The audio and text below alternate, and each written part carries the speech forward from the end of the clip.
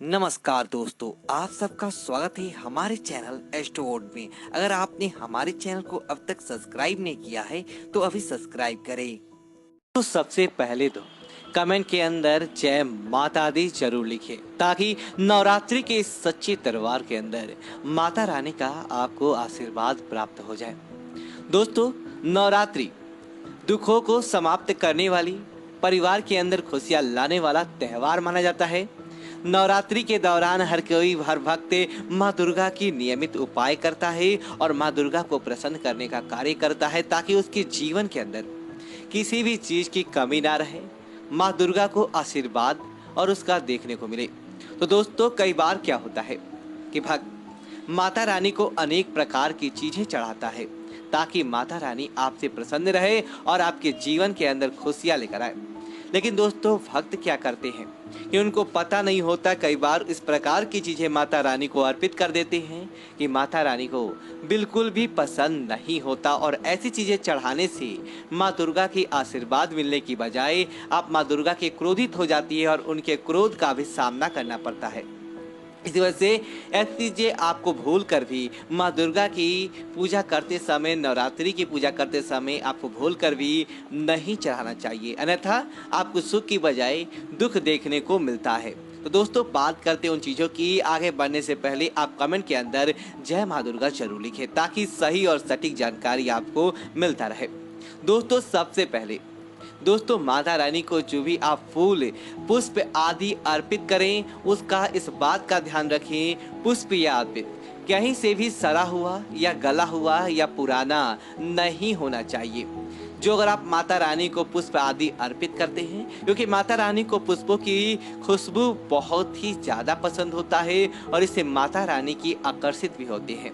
लेकिन आपने पूजा के अंदर, घट स्थापना के अंदर ही आपने मुरझाए हुए फूल या बासी फूल इस्तेमाल के अंदर किए हैं, तो दोस्तों माता रानी की क्रोध का आपको सामना करना पड़ता है।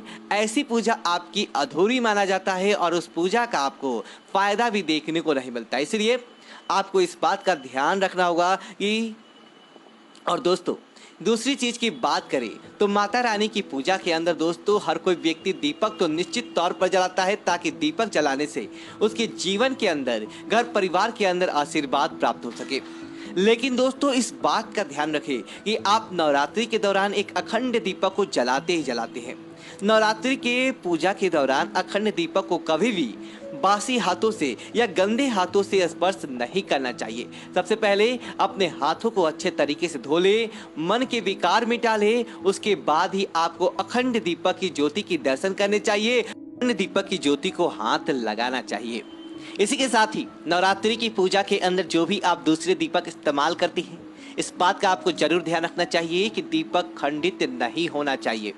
अगर आपके दीपक खंडित होते हैं या आपके क्या करते हैं, सुबह के दीपक को शाम और शाम के दीपक को सुबह, और उस सुबह को धोने का काम ही नहीं करते हैं, तो दोस्तों ऐसा करने से देवी माँ दुर्गा की विशेष कृपा देखने को नहीं मिलता है और बल्कि माँ दुर्गा नाराज हो जाती है। जिस प्रकार आप स्वच्छ बर्तनों के अंदर भोजन करते हैं, उसी प्रकार माता रानी को भी दीपक को स्वच्छ और धोने के बाद ही अंदर ही दीपक को अर्पित करना चाहिए ताकि आपको धन लाभ प्राप्त हो, माँ दुर्गा का आशीर्वाद देखने को मिले और किसी प्रकार की आपकी पूजा के अंदर त्रुटि देखने को नहीं मिलता है। इस तरह दोस्तों, माता रानी को पूजा के अंदर प्रसाद के रूप में आप साधारण से अपने घर के अंदर खीर या हलवा पूरी बनाकर ही भोग लगा दें तो भी चलता है। लेकिन दोस्तों, इस प्रकार का भोजन या इस प्रकार की चीजें आपको लेकर प्रसाद के रूप में नहीं शामिल करनी चाहिए। इसके अंदर प्रत्यक्ष या अप्रत्यक्ष रूप से किसी पशु या पक्षी को हानि पहुंचाई गई हो, ऐसा प्रसाद या ऐसा भोग अगर आप माता रानी की पूजा के अंदर इस्तेमाल करते हैं तो दोस्तों आपके जो जमीन खाली हो जाती है, आके आपके पास पैसों की कमी होने लगती है, इसी प्रकार का दुख तरन्य आप जो देख रहे थे वह बढ़ जाता है और आपके जीवन के अंदर शांति देखने को नहीं मिलता है। इसी वजह से दोस्तों इस बात का आपको जरूर ध्यान रखना चाहिए।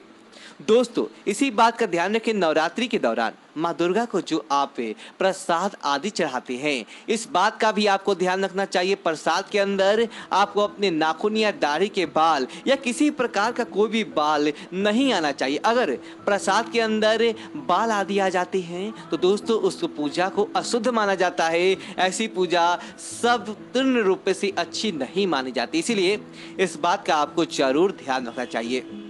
इसी तरह नवरात्रि के दौरान हर कोई भक्त माँ दुर्गा को प्रसन्न करने के लिए घर के अंदर आप जरूर नवरात्रि की ज्योति जलाते हैं और उस अखंड ज्योति का आप लाभ लेने का कार्य करते हैं।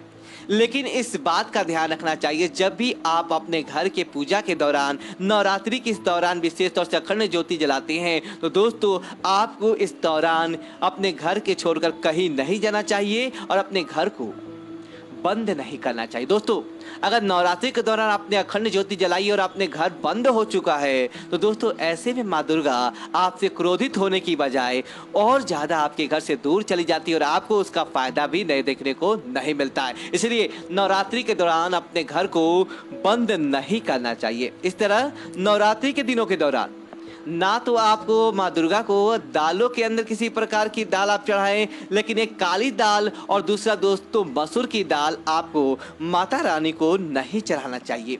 और ना ही किसी अन्य व्यक्ति से आपको इस दिन, ना तो इन दिनों के दौरान आपको बाजार से खरीदनी चाहिए, ना ही माता रानी की पूजा के अंदर चढ़ानी चाहिए और ना ही नवरात्रि के 2 दिनों के दौरान आपको अपने घर के अंदर मसूर की दाल या काली दाल बनानी चाहिए। ऐसा आप करते हैं तो माता दुर्गा की सकल क्रोध का आपको सामना करना पड़ता है। देखते ही देखते घर परिवार के अंदर दुविधाएं आने लगती है और आपको उसका फायदा भी देखने को नहीं मिलता है। अब दोस्तों कई लोग माता रानी को पूजा के अंदर नारियल चढ़ाते हैं और दोस्तों नारियल चढ़ाने से माता रानी जल्द प्रसन्न भी होती है, लेकिन जब उनकी चिंता इस बात के लिए बढ़ जाती है कि जब वह नारियल चढ़ाते और नारियल सड़ा हुआ निकल जाता है। दोस्तों आपने नारियल सच्चे मन से लिया, अच्छा देख कर लिया और आपने नारियल को आपने नियमित लिया, लेकिन सड़ा हुआ निकला तो दोस्तों वह अंदर से ऐसी चीजों पर माँ दुर्गा का कभी क्रोधित नहीं होती है। निश्चित तौर पर आप चढ़ाएं, आपको किसी प्रकार का कोई नुकसान नहीं होता है। इस नवरात्रि के पूजा के दौरान माँ दुर्गा को दोस्तों भगवान विष्णु और माता लक्ष्मी जी को तुलसी का पत्ता चढ़ाया जाता है और तुलसी का पत्ता चढ़ाने और दुर्वा चढ़ाने से वह प्रसन्न भी होती है। लेकिन नवरात्रि की पूजा के दौरान आप तुलसी का पत्ता साक्षात रूप से चरणामृत के अंदर आप रखें, उसके अलावा तुलसी का पत्ता भोग के अंदर या किसी दोस्तों इस दौरान दुर्गा माँ दुर्गा को चाहते हैं तो इतना ज़्यादा फायदा आपके जीवन के अंदर देखने को नहीं मिलता है। इस तरह दोस्तों नवरात्रि के 2 दिनों के दौरान माँ दुर्गा को पुष्प बहुत ज़्यादा प्रिय होते हैं। पुष्प के अंदर आप लाल और पीले, गुलाबी और सुंदर चटक रंगों के पुष्प इस्तेमाल करें, लेकिन कई पुष्प काले, बैगनी या भूरे रंग के आते हैं। ऐसे पुष्पों को चढ़ाने से बचना चाहिए। ऐसे पुष्पों से माँ दुर्गा प्रसन्न नहीं होती, बल्कि हो सकता है नाराज भी हो सकती है। इसीलिए इस बात का आपको भी जरूर ध्यान रखना चाहिए। नवरात्रि के दौरान जब भी आप माँ दुर्गा की पूजा करें या भोग लगाएं तो पहले माँ दुर्गा को भोग लगाएं, उसके बाद परिवार के कोई सदस्य मुख्य रूप से पूजा कर रहे हैं उसको ग्रहण करना चाहिए। ऐसा नहीं कि आपने अपना पेट भर लिया उसके बाद आप माँ दुर्गा की याद आई और आप माँ दुर्गा की पूजा करने के लिए, ऐसा करने से आपको फल की प्राप्ति नहीं होता है। तो दोस्तों उम्मीद करता हूँ जानकारी आपको अच्छी लगी हो। ऐसी अन्य जानकारियों के लिए हमारे चैनल को सब्सक्राइब कर सकते हैं। वीडियो को लाइक करिए और कमेंट बॉक्स में जय माता दी लिखे। धन्यवाद दोस्तों।